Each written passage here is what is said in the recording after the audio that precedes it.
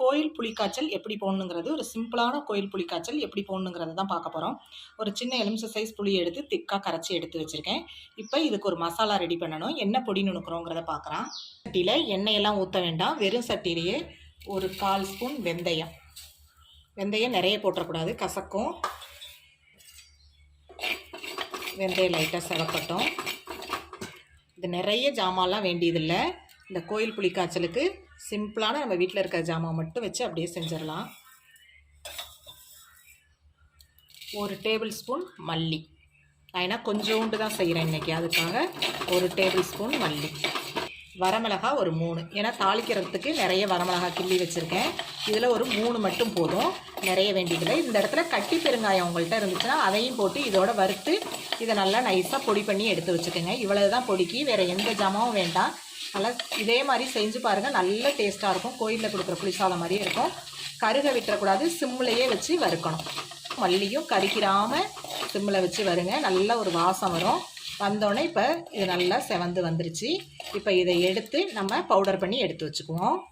அதுக்கு அதே மண் சட்டியில் நல்லெண்ணெய் கொஞ்சம் தாராளமாகவே ஊற்றிக்கிங்க. புளிக்காய்ச்சலுக்கு நல்லெண்ணெய் கொஞ்சம் தாராளமாக இருந்தால் நல்லாயிருக்கும். நீங்கள் குறைச்சலாக ஊற்றி செஞ்சிங்கனாலும் சாதம் கிளறும் போது அந்த சாதத்தில் கொஞ்சம் ஊற்றிக்கிட்டிங்கன்னா இன்னும் நல்லா டேஸ்ட்டாக இருக்கும். இப்போ நல்லெண்ணெய் ஊற்றியாச்சு, நல்லா சூடாயிருச்சு. கொஞ்சமாக கடுகு நல்லா பொரியட்டும். நல்லா 1 டேபிள் ஸ்பூன் கடலைப்பருப்பு,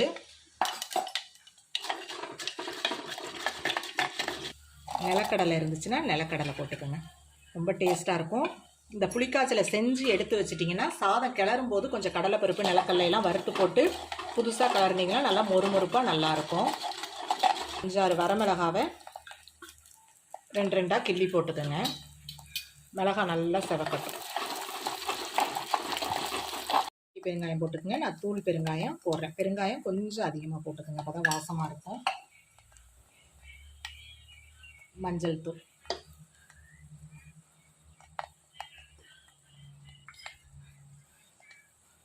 கருவேப்பிலை,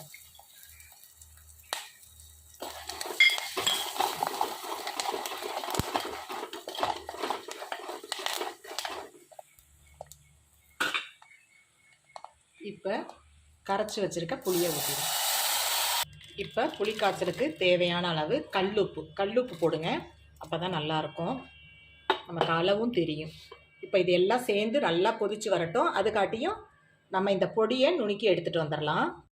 புளிக்காய்ச்சல் நல்லா கொதித்து ஓரளவுக்கு சுண்டி வந்துருச்சு. இந்த பொடியை இப்போ இந்த லாஸ்ட் டைமில் தான் கொட்டணும். முன்னாடியே கொட்டிட்டோம்னா வாசம் அவ்வளோதான் இருக்காது. இப்போ மல்லி, மிளகாய், வெந்தயம், இதில் எள்ளு, ஜீரகம் இதெல்லாம் வறுத்து நுணுக்கி போடுவாங்க. எதுவுமே தேவையில்லை, இதை மட்டும் போட்டாலே புளிக்காய்ச்சல் நல்ல டேஸ்ட்டாக இருக்கும்.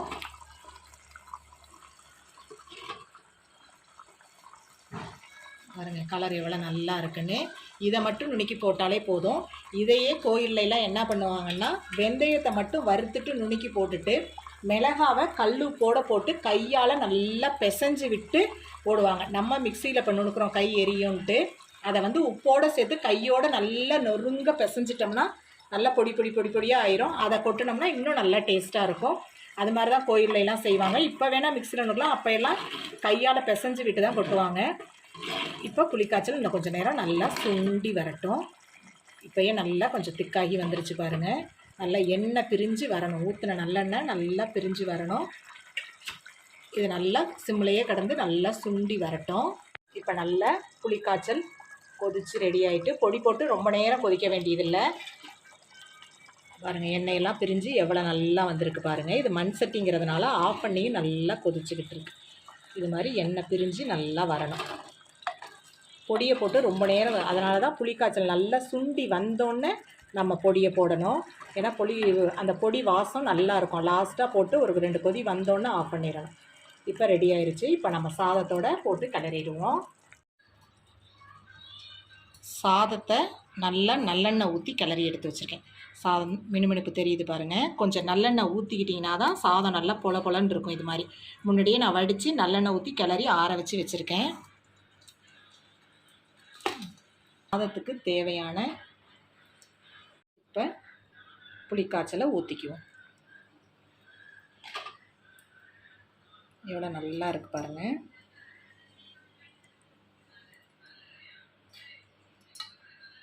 இதை சாதத்தோடு இப்போ கிளறி மிக்ஸ் பண்ணிட வேண்டியதுதான். புளிக்காய்ச்சல் போட்டு நல்லா கிளறியாச்சு. உங்களுக்கு எவ்வளவு தேவையோ அதுக்கு தகுந்த மாதிரி கிளறிக்கலாம். நான் கொஞ்சம் லைட்டாக தான் போட்டு கிளறியிருக்கேன். இன்னும் வேணும்னாலும் புளிக்காய்ச்சல் போட்டு நல்லா கிளறிக்கலாம். அந்த சாதத்துக்கு புளிக்காய்ச்சல் கிளறிட்டு ஒரு சின்ன எலுமிச்சை சைஸ் புளிக்கு இவ்வளோ புளிக்காய்ச்சல் மிச்சம் இருக்குது. இதை எடுத்து ஒரு டப்பாவில் போட்டு நீங்கள் ஃப்ரிட்ஜில் வேணாலும் ஸ்டோர் பண்ணிக்கலாம். வெளியிலே வச்சாலும் வீணாக போகாது. 2-3 நாளைக்கு ஒன்றுமே ஆகாது. நீங்கள் ஃப்ரிட்ஜில் ஸ்டோர் பண்ணி வச்சுட்டு அப்பப்போக்கு லஞ்ச் பாக்ஸுக்கும் கிளறி கொடுத்துக்கலாம்.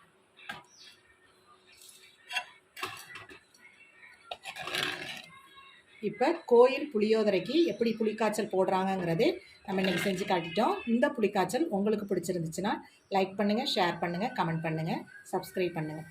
மறக்காமல் பெல் பட்டனை கிளிக் பண்ணுங்கள். தேங்க்யூ.